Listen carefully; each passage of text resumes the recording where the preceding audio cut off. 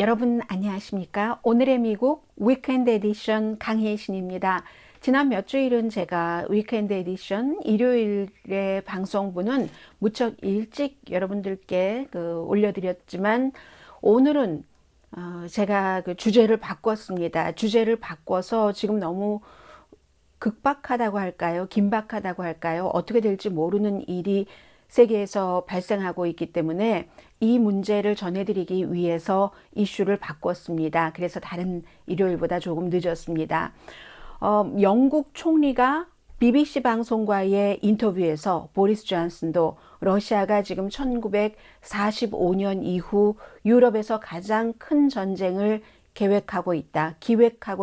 이미 모든 준비가 끝났고 우리는 그 증거가 있다. 얼마나 막심한 피해가 있을지를 인명피해를 포함해서 모든 것에 대해서 지정학적인 것, 또 경제적인 것, 세상 사람들은 이걸 알아야지 된다. 영국의 보리스 총리이기 때문에 영국 국민들에게 이 같은 내용을 BBC 방송을 통해서 발표를 했습니다. 푸틴 측근의 심정, 푸틴의 심정과 계산, 그것들을 어떻게 국가적인 이익과 자신들의 이익에 결합을 하는지, 이것이 바로 지금 전쟁을 하리라고 보고 있는 전문가의 얘기입니다. 이 부분은 맨 마지막에 전해드리겠고, 지금 우선 현재의 상황을 보도해드립니다.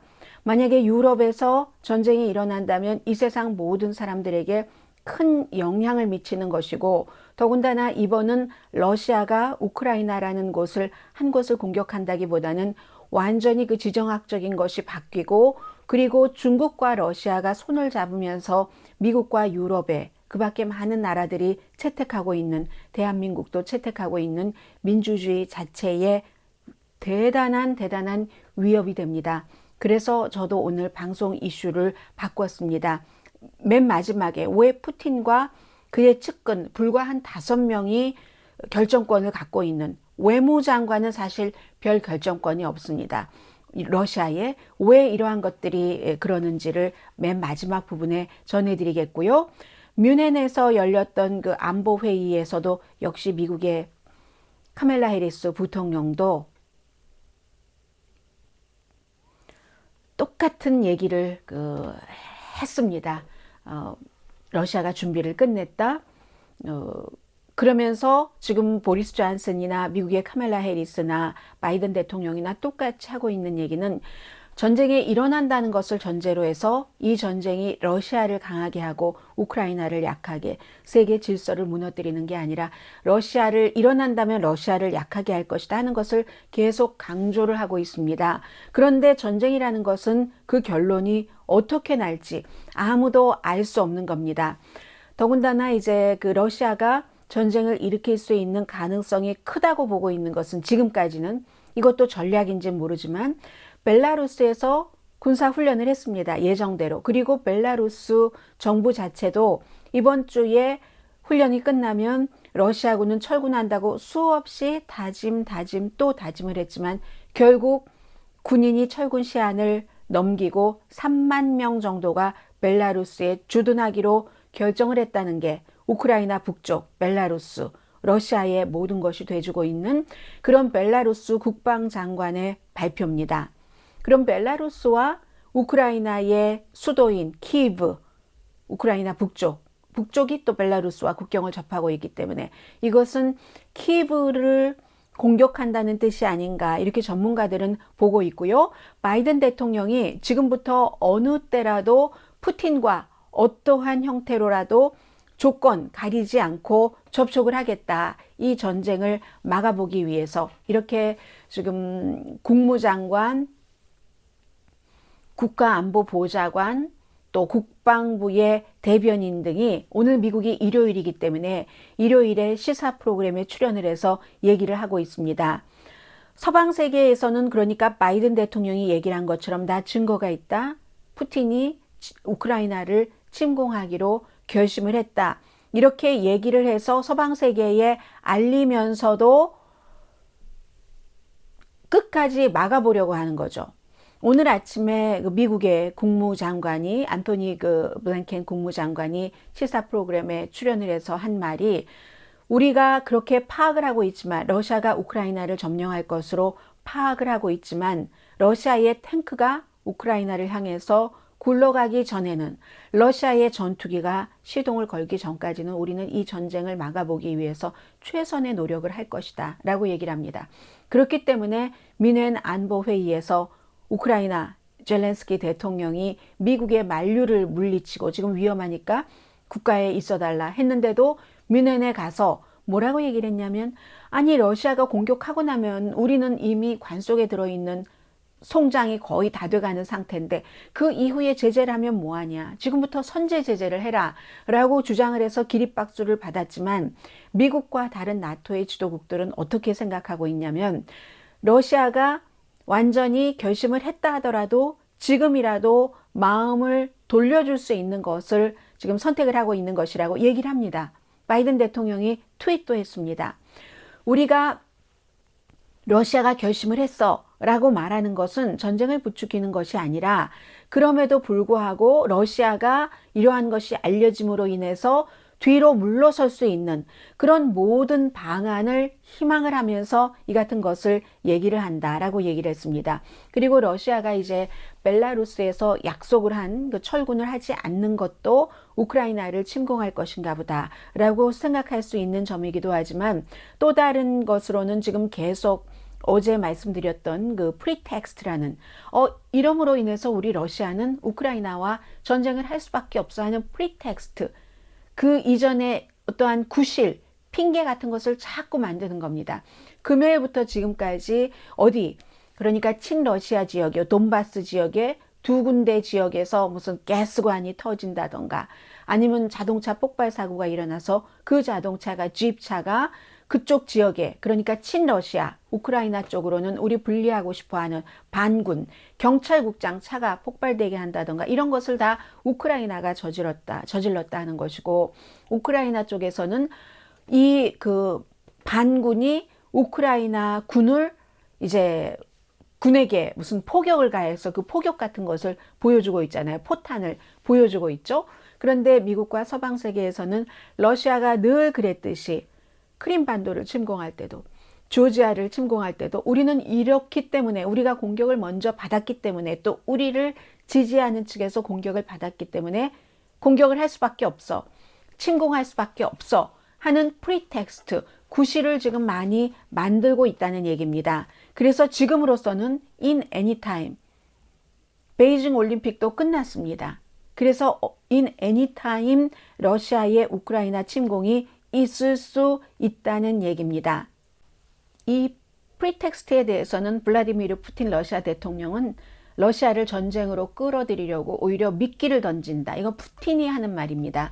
그렇기 때문에 지금 많은 한국에서도 또 오늘의 미국을 유튜브를 통해서 보고 계시는 분들도 미국은 뭐 이 전쟁 일으키기를 원하고 있어 이런 얘기를 하시는데 그게 푸틴의 말을 대변해 주시는 그런 말씀이라는 것 말씀드리고 그 부분은 나중에 다시 한번 정리를 하겠습니다. 지금 상황을 얼마나 긴박한가 하는 것을 말씀드리고 있습니다.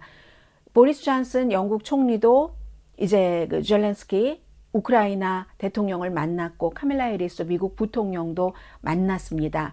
전례 없는 푸틴에게 지금 준비하고 있는 것은 알지만 멈춰라. 여기서 멈춰라. 그렇지 않으면 정말로 지금까지 겪어보지 못한 여러 가지 제재를 겪을 것이다. 우리가 정확하게 타겟을 해서 재정과 주요 산업 또 이 전쟁을 기획한 기획자를 공격을 하겠다 하는데 이것도 그다지 러시아에 큰 그 타격이 될 수 없을 수도 있다는 것도 러시아는 계산하고 있다는 내용도 뒷부분에 말씀을 드리겠습니다.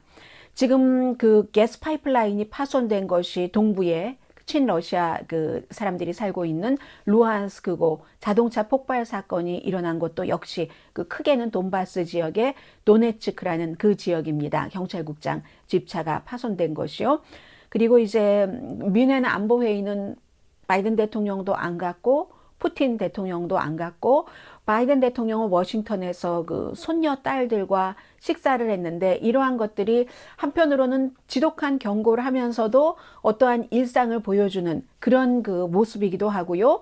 뮌헨 안보회의에는 카밀라 해리스 부통령만 간 게 아닙니다. 미국의 중요한 인물이 많이 갔습니다.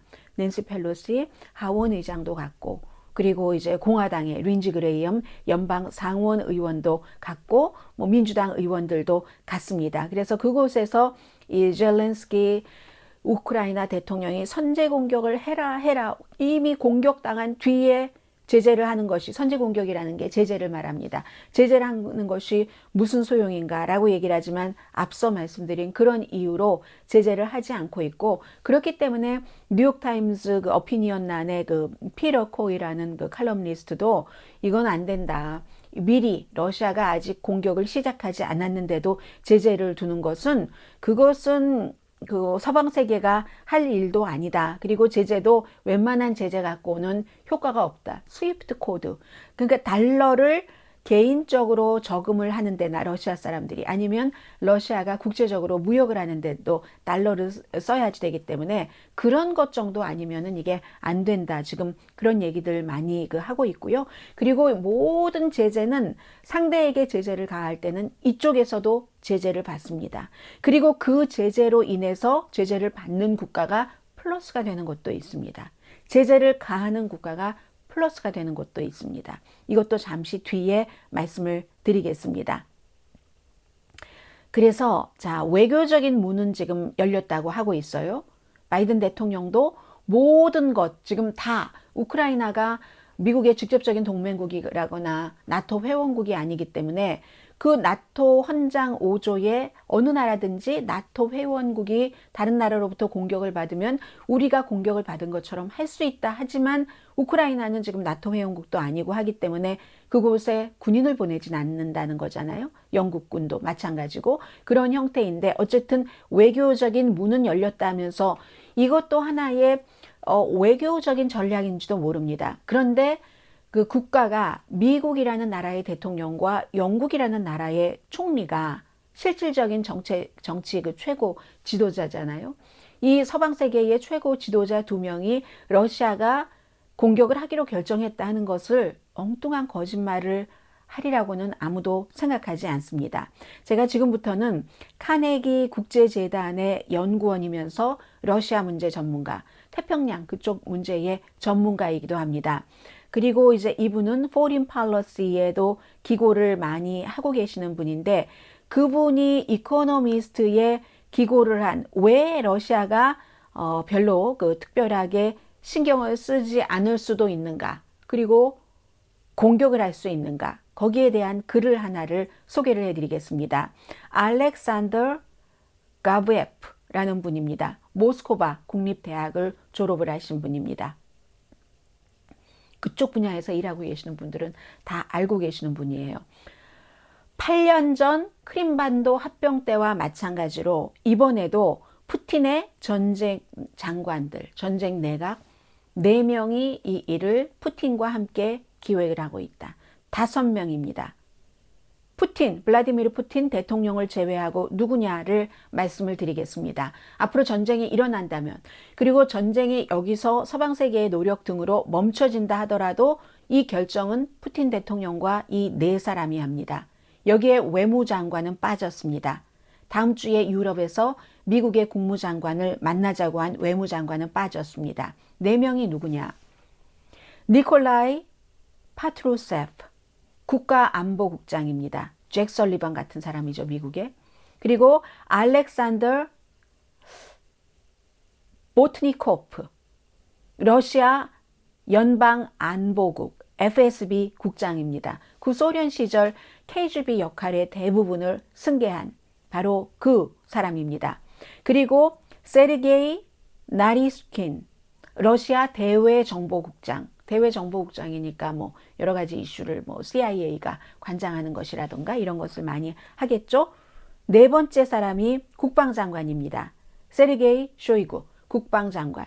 국방장관, 러시아 대외정보국장, 그리고 그 FSB 구소련 시절 KGB 역할을 대부분 맡아간 또 한 사람은 국가안보국장이 블라디미르 푸틴과 함께 이 전쟁의 기획자라는 겁니다. 이들의 평균 나이는 68살이니까 푸틴이 52년 10월생이니까 지금 69세죠. 10월 달이 되면은 뭐 70세가 되는데 푸틴과 비슷한 나이라는 공통점이 있습니다. 푸틴과 비슷한 나이라는 공통점이 있다는 것은 구소련이 무너지기 전에 성인이었던 사람이죠. 블라디미르 푸틴이 KGB 국장이었고 나머지 이 5사람 가운데 4사람이 KGB에서 일했던 사람입니다. 3사람은 이 같은 정보국의 국장을 지낸 사람이고 그러면 이 사람들의 공통점은 구소련의 몰락을 푸틴은 아주 공개적으로 많이 얘기를 하고 있잖아요. 구소련의 몰락이 20세기 지정학적인 이슈에 있어서 가장 큰 greatest 비극이라고 얘기를 합니다. 푸틴은 재난이라고 얘기를 합니다. 비극이라기보다 디제스터라고 표현을 했죠. 이 사람들은 자신들의 성인 라이프 때에 이미 KGB 국장 등을 하면서 그 소련의 영광을 누렸고 소련의 여러 가지를 기획을 했고 뒷받침을 했었던 사람들입니다.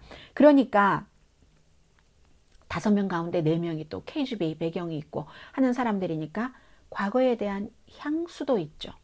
당연히 그 향수가 있습니다. 그런데 이 사람들의 공통점은 이 5명의 공통점은 외교 경험이 없습니다. 국방장관을 포함해서. 그건 어떤 문제를 말하냐면 미국도 국방장관과 다른 나라의 외무장관격인 국무장관이 정말 결이 다릅니다. 미국은 심지어 국방장관도 특별한 경우 얘는 이제 군인 출신, 지난번 트럼프 때와 이번이 그렇지만 군인 출신을 두지만 민간인으로 하잖아요. 왜냐하면 군 출신은 여러 가지 무기라든가 군대라든가 이런 것을 쓰고 싶어하는 강성의 마초 기질이 남아있기 때문에 그래서 민간인으로 하죠. 그런데 이제 지금 그 소련에 있는 국방장관도 다 이제 이 정보 이런 출신의 강성인 국방장관입니다. 그렇기 때문에 푸틴을 포함해서 이 4명의 내각과 외무장관과는 결이 다른 겁니다.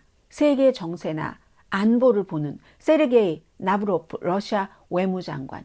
이 사람도 굉장히 터프해서 서방 세계의 외무장관들이 절레절레 고개를 두릅니다. 말도 터프하고 행동도 터프하고 거만하고 하니까 저 사람하고 말하기 싫어. 이런데 그래도 이 사람은 푸틴에게 지금 이러이러한 서방 세계의 잘못도 있지만 전쟁을 해서는 안 된다라는 것을 간언을 하는 사람이라는 거잖아요. 며칠 전에 제가 그 내용을 보도해드리면서 그러나 외무장관의 영향력이 얼만큼일지는 모르겠습니다. 라고 했고 지금 러시아 문제 전문가가 그 말을 하고 있는 겁니다.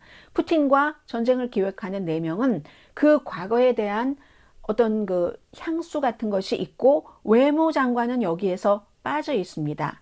그래서 이 푸틴을 포함한 5사람은 현재 미국이 주도하는 세계 질서를 비난하면서 서구 민주주의 실패라고 말합니다. 서구 민주주의 실패는 서구 민주주의를 이끌어가는 사람들 자체도 자본주의가 실패하고 있는 부분들을 많이 인식하고 있습니다. 그래서 러시아의 이 사람들은 러시아가 전통적으로 이제 구소련이 몰락한 이후에 미국과 양대 체제를 못하고 있잖아요. 러시아의 영광을 재현하려는 사람들입니다. 전통의 가치, 러시아의 사회주의 중심인 그런 형태의 러시아가 그것도 플러스 중국과 함께 새로운 질서를 만들어야지 된다. 얼마 전에 시진핑 중국 국가주석과 블라디미르 푸틴 러시아 대통령이 이제는 올림픽이 끝났습니다마는 올림픽 개막식에서 참석도 하고 그리고 정상회담도 했죠. 그때 얘기하지 않았겠습니까? 그리고 게다가 여기에는 이 사람들이 평균 나이가 68세라고 말씀드렸죠. 맹목적인 과거 구소련에 대한 애국심 같은 것, 본인들이 모든 영광을 누렸을 때, 그리고 또 하나 이렇게 해서 우크라이나를 점령하면서 점점 유럽, 서유럽 쪽으로 가겠다 하는 이러한 것을 결심을 하고 시행하는 것은 지금 미국이 굉장히 약해졌죠. 4년 전보다도 많이 약해졌습니다. 이때다 하고 보는 거죠. 러시아의 아주 이러한 그 확고한 그 사람들의 그런 것. 그러므로 국민들에게는 과거 우리 땅이었잖아. 국민들도 향수를 갖고 있는 사람들이 많겠죠. 그리고 우크라이나 내부에도 심지어 10분의 1 정도의 사람은 이 러시아를 친러시아 성향입니다. 우크라이나 사람들이 많지만 거의 70%고 나머지가 이제 그 러시아인이고 그리고 뭐 언어도 지역에 따라서는 우크라이나어를 많이 쓴다고 하지만 제2의 언어가 러시안이고, 특히 이제 돈바스 지역의 두 군데와 크림반도 한 400만 명 정도는 그쪽에는 러시아인이 더 많이 살고 있고, 아니면 두 군데는 그 돈바스 지역의 두 군데는 비슷합니다. 인종은 비슷하지만 언어 사용은 80% 이상이 러시아 언어를 사용하고 있거든요. 그래서 이제 그런 사람들이 있기 때문에 10분의 1밖에 안 돼요. 그런데 있다 한들 10분의 1밖에 안 되지만 지금 미국이 약해진 틈을 타서 여기를 야금야금 먹고 다른 데를 야금야금 가겠다. 그 이후에 뭐 몰도바라든가 루마니아라든가 루마니아 위에 있는 우크라이나와 국경을 접하고 있는 나라들 있잖아요. 폴란드 같은 나라들 벌벌 떨고 있잖아요. 말트 그쪽에 있는 그 국가들도 미국에 우리도 안보 보장해달라라고 뭐 전화하고 있고 지금 그렇잖아요. 그래서 이러한 상태에서 푸틴은 경제 제재를 두려워하지 않는다는 얘기를 이 전문가는 하고 있습니다. 이코노미스트의 기고문을 쓴 전문가는. 왜냐면요, 국가 이익과 그 러시아 내부 그리고 우크라이나 내부의 10분의 1 정도 사람들이 뭐 러시아에 대한 향수를 갖고 있고, 우리 러시아가 더 나은 것 같아. 우크라이나 쪽에 속할 때마다 다 개인적인 그 판단이죠. 개인적인 편리함과 그런 것을 그 생각을 하면서 그걸 자극을 하면서 국내 경제를 오히려 서방 세계에서 러시아의 경제 제재를 할 때 국내 경제를 강화시키는 측면도 있다고 본다는 겁니다. 잠깐 말씀드렸던 것처럼 농업 같은 거 뭐 해외에서 수입할 수 없으면 벌 받아서 러시아의 농업이 그참에 커진다는 거죠. 그리고 러시아의 농업을 육성한다는 것은 드미트리 메드베도프, 푸틴이 이제 여러 가지 임기 뭐 이런 그 법 이런 것에 안 되기 때문에 계속 대통령을 할 수 없으니까 잠시 메드베도프에게 대통령 자리를 하라고 하고 본인이 총리에서 이거 완전히 바지 사장처럼 그렇게 메드베도프를 만들어 놓고 대통령으로서 본인이 뒤에서 다 했잖아요. 그리고 일정 기간이 지나서 다시 대통령을 했잖아요. 그런데 농업 같은 경우는 그 장관직에 이 메드베도프 아들입니다. 본인들의 이익이 들어간다는 거죠. 그리고 재정적으로 여러 가지를 제재해 놓으면 그동안 많이 준비도 했을 뿐더러 역시 러시아 국영은행의 역할이 강화되는 그런 계기로 지금 삼는다고 계획을 짜놨다는 겁니다. 그런데 러시아 국영은행, 그 러시아의 재정 시스템의 중앙에는 전부 KGB 출신 푸틴의 친구들이 장악하고 있거든요. 그들에게 이득이 된다는 거죠. 또 그 밖에 추가 제재도 마찬가지로 푸틴의 제가 지금 말씀드린 두 가지 예처럼 전쟁 내각, 이 네 명과 푸틴을 다치게 하지 않는다는 겁니다. 오히려 베네핏이 된다는 거죠. 이번 기회에. 국내 여러 가지 정치에도 같은 논리로 적용이 된다는 겁니다. 그렇기 때문에 블라디미르 푸틴이 이 우크라이나를 공격을 해서 서쪽으로 가는 계획을 세웠다는 게 그게 이제 바로 이 러시아에 대해서 뭐 러시아 그 국립대학교도 나오고 모스크바 대학교도 나온 알렉산드리아 가브에프 씨가 이코노미스트에 쓴 글입니다. 왜 푸틴과 그의 그 추종자들은 전쟁을 원하는가 하는 글이었습니다. 그래서 지금 보면은 한국에서도 뭐 방송을 하시는 분들 가운데서도 러시아 편을 들면서 원래 우크라이나가 러시아 땅이었으니까 주는 게 당연하지 않아? 라든가 아니면 적어도 무슨 나토가 자꾸만 러시아 주변에 조여오니까 러시아 입장으로 보면 얼마나 겁나겠어. 뭐 이런 형태로 두렵겠어. 러시아를 이해를 해야지 된다는 그런 입장의 얘기를 하는 사람들. 그러면서 2월 16일 날 공격한다고 하더니 안 했잖아. 거봐, 내 말이 맞잖아. 안 했잖아. 미국이 말하는 게 그게 과장이잖아. 라고 얘기하면서 단편적으로 본인의 말이 맞았다. 이런 것을 굉장히 강조를 하시는 분들도 계시는데 지금 그런 지역적인 문제를 논할 때가 아닙니다. 보리스 존슨 영국 총리가 영국 국민들에게 BBC 방송을 통해서 말한 것처럼 1945년 한국이 해방된 2차 대전 끝나고 나서 그 이후에 러시아가 유럽 땅에서 가장 큰 전쟁을 기획하면서 그로 인해서 유럽의 정세, 국제 정세 망가뜨리고 민주주의를 망가뜨리고 러시아가 더 큰 힘으로 딱 올라서면서 주변 국가들을 러시아 쪽으로 어쩔 수 없게 머리를 조아리게 만들려는 이런 구도로 가는 정말로 심각한 상황입니다. 그 상황에서 일반 사람들은 미국이 제재라면 러시아도 피해를 보겠지만 러시아 그 내부 사람들은 앞서 말씀드린 것과 같이 그렇게 푸틴과 주변 사람들은 더 배부른 돼지가 될 수 있고 러시아 국민들 힘들고 우크라이나 사람들 숨지고 유럽이나 미국에서 일부 오일 회사는 다른 나라의 유럽에 수출을 하니까 좋을 수 있겠지만 그러나 전반적으로는 일반인들 전부 가솔린 값 올라야지 되고 인플레이션 엄청나지고 그런데 바이든이 그 전쟁을 원한다고요? 그 푸틴의 말이죠. 그렇게 얘기를 하시는 말씀에 귀 기울이지 마시라 다시 한번 말씀드립니다. 이렇게 전쟁이 일어나면 바이든도 별로 좋을 것이 없습니다. 전쟁이 일어나서 특히 결과에 따라서 러시아가 완전히 망가진다면 그렇다면은 뭐 괜찮을 수도 있겠죠. 그렇지만 적어도 지금까지는 미국이 조금 플러스가 된다는 점은 트럼프가 없어졌기 때문에 트럼프가 있었다면 이렇게 나가지 않을 것을 미국과 유럽이 한 힘이 돼서 러시아에 압박을 하고 그리고 유럽이 결국은 자신들 힘만으로는 안 된다는 걸 알았기 때문에 maybe 푸틴이 Make America Great Again 한 건지도 모릅니다. 그 트럼프 전 대통령이 늘 얘기한 것처럼 지금은 그 정도는 되지만 만약에 전쟁이 일어나서 많은 것들이 피해가 오고 할 때는 이 바이든 대통령 굉장히 힘들어집니다. 그럼 두 개의 전쟁을 동시에 치러야지 된다는 겁니다. 중국과 미국의 전쟁, 러시아와 미국의 전쟁. 한 나라만 지금 다루기도 굉장히 힘든 상황이죠.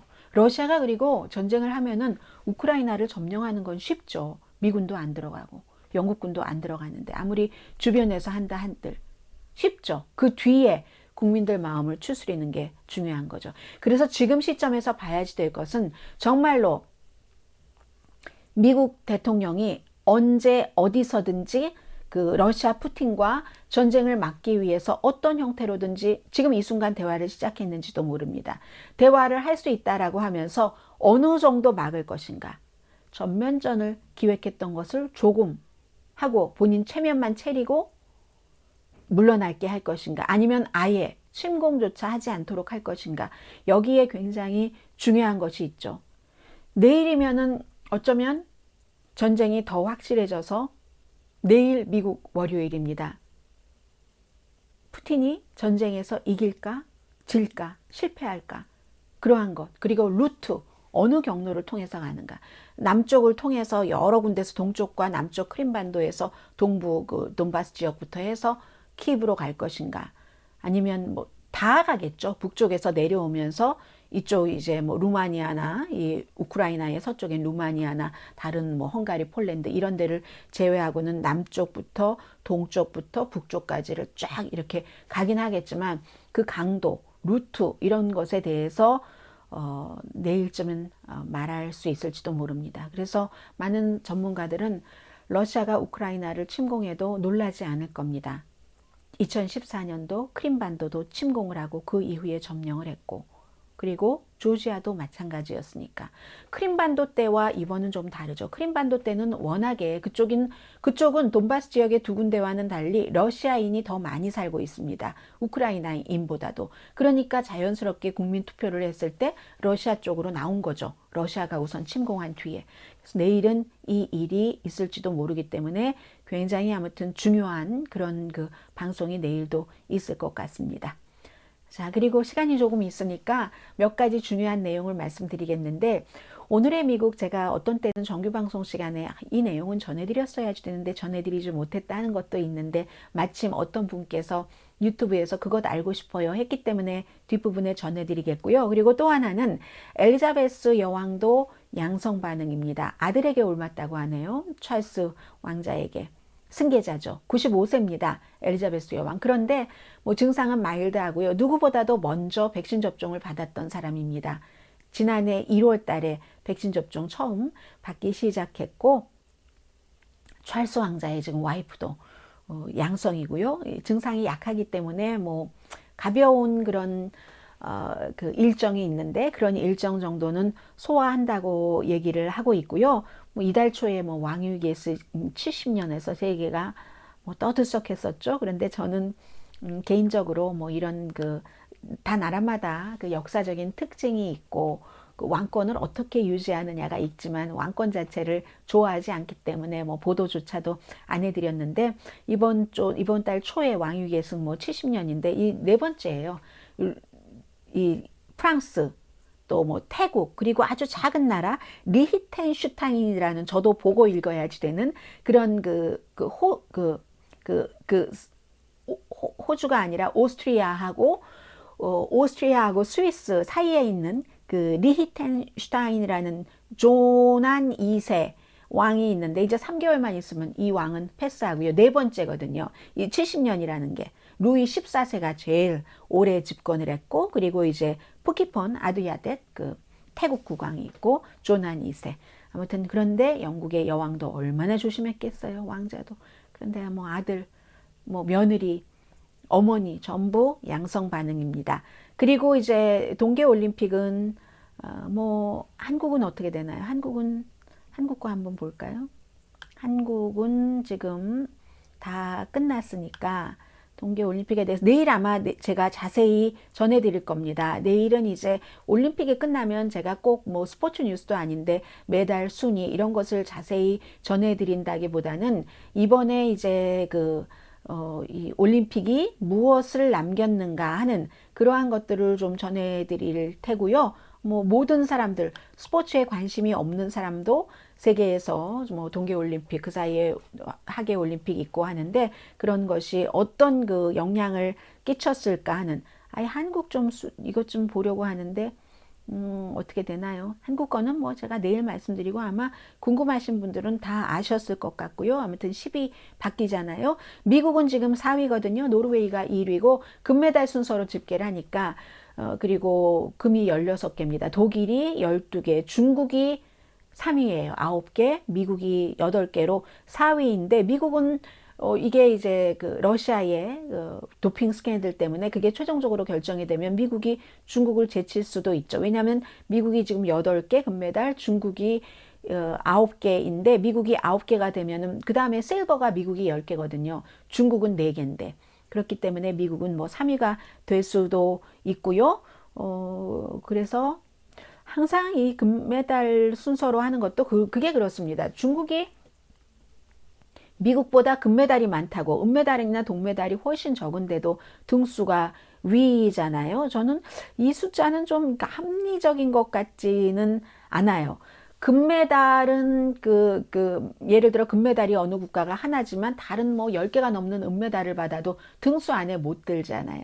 금메달 우선순위로 하기 때문에.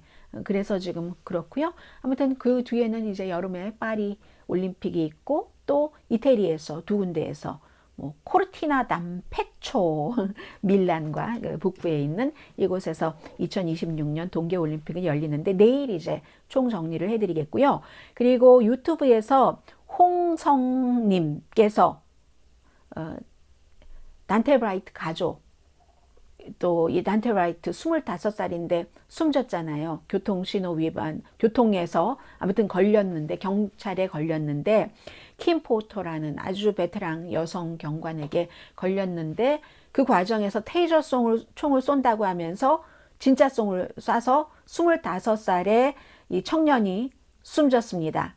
이 청년이 숨졌는데 이 단테 브라이트라는 청년이 숨졌는데 이 재판에서 판사가 어떻게 판결을 했냐면 24개월 구형을 했습니다. 판사는 그러니까 과실치사로 본 거죠. 그리고 많은 사람들은 아니 20년 베테랑 경관이 20년 이상 경관이 테이저하고 일반 총을 구분 못한다고 일반 사람들도 금방 구분할 수 있는 것인데 딱 만져보거나 보거나 어떤 형태로든 이렇게 하면서 불만을 많이 얘기했지만 어쨌든 24개월 징역형을 구형했기 때문에 이미 16개월을 살았으니까 금방 이제 그 감옥에서 나온다는 얘기입니다. 해서 12월 달에 이 경관이 유죄를 인정을 했습니다. 그래서 1급 살해, 2급 살해 과실치사 혐의로 유죄로 됐는데 25살이 아니라 20살이네요. 흑인 청년 교통신호 위반으로 2021년 4월 달에 그랬는데 이제 테이저로 오인했다는 말씀을 드렸고요.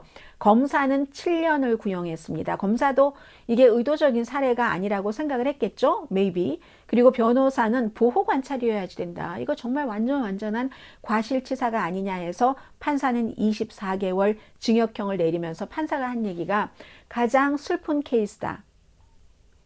20년 내가 이 판사 벤치에 앉아서 판결한 동안이라고 얘기를 했습니다. 그리고 더군다나 경관이 본인이 저지른 실수에 대해서 아주 막대한 후회를 하고 있지 않는가.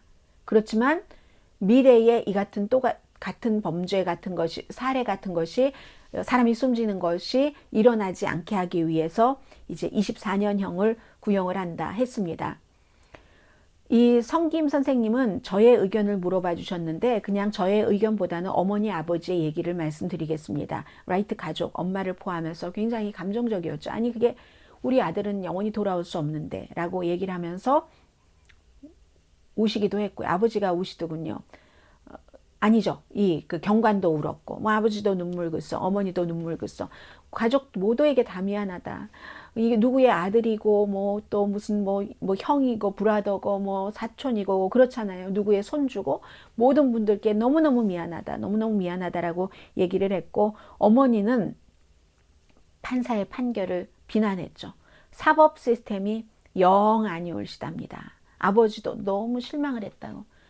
날마다 밤마다 기다려도 우리 아들은 영원히 돌아올 수 없다. 그런데 24개월 이렇게 얘기를 했습니다. 이 케이스를 제가 방송으로 전해드리지 못했는데 마침 여러분들께서 이렇게 얘기를 해주시면 제가 시간을 봐서 뒤늦게라도 꼭 정리하고 넘어가야 될 부분은 정리하도록 노력을 하겠습니다.